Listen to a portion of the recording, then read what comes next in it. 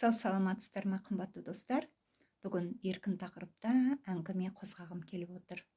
Тыңдаушыларым, әңгіме айтпай кеттіңіз ғой дегеннен кейін, бүгін еркін тақырыпта біраз әңгіме қозғағым келді. Негізі өмірде бумеранг деген нәрсе бар, иә? Бумеранг деген енді алып қарайтын болсақ, өмірде мен өзімді біраз жасқа келгеннен кейін, мына өмірде болып жатқан оқиғаларға қарап, шынымен де адам баласы байқап сөйлеп, байқап жүру керек екен деген ойға келдім. Себебі бір жағдайдың куәсі болдым. Бір тойда отырған кезде бір әйел азаматтың жолдасына сондай жаман сөздерді айтып жатқанын естіп қалдық. Енді көптеген әйел адамдар отырып, бір апа айтты, әңгімені бастады. Енді бұл жастар біраз бір-бірімен келіспеушіліктері болды да қайтып кетті.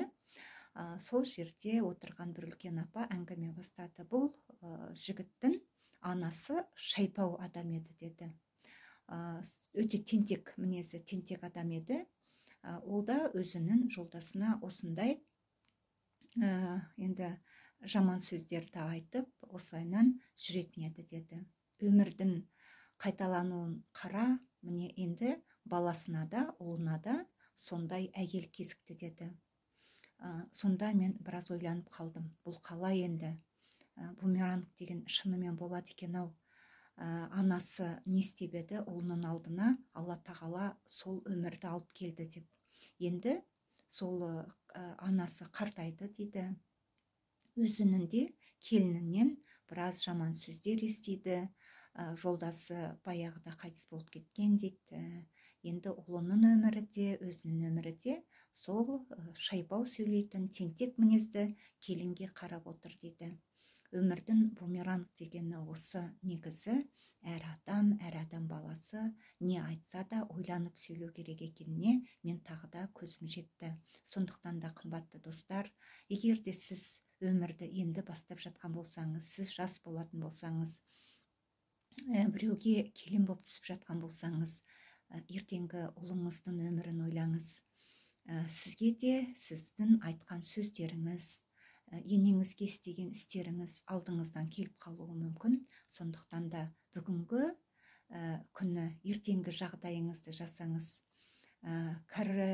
Әрине, кәрілік әр адамға келеді, бұл уақыт өзінікін алмай қоймайды.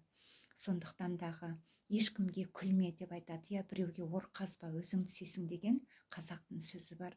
Сондықтан да өмірдің бумеранг екенін біліп, істеген істің барлығы алдан шығуын біліп, сондықтан да тек жақсылық жасап жарысайық. Осындай ән де бар, жақсылық жасап жарысайық деген. Сондықтан да өмірде жақсылық жасап жарысайық. Себебі істеген жақсылығыңыздың бәрі қайтып өз алдыңыздан келеді, міндетті түрде келеді. Егер де сіздің алдыңыздан шықпай жататын болса, балаларыңыздың алдынан 10 есе болып, 100 есе болып, қайтып ол жақсылықтар келеді. Соған сеніңіз, өмірдің керемет екенін біліңіз. Жақсы күндеріміз алдымызда көп болсын, берекелі күндеріміз болсын. Қазақ елі мәңгілік жасасын, ұрпағымен мақтансын қазақ елі. Сөйтіп сіз де өз ұрпағыңызбен мақтаныңыз, ұрпағыңызды халық мақтасын. Міне осындай керемет балалар тәрбиелеп шыққан, осындай ата-ана деген атқа жетіңіздер, үлгілі отбасы болыңыздар. Сау саламатта болыңыздар. Сіздермен бірге болған Айжан Исламқызы.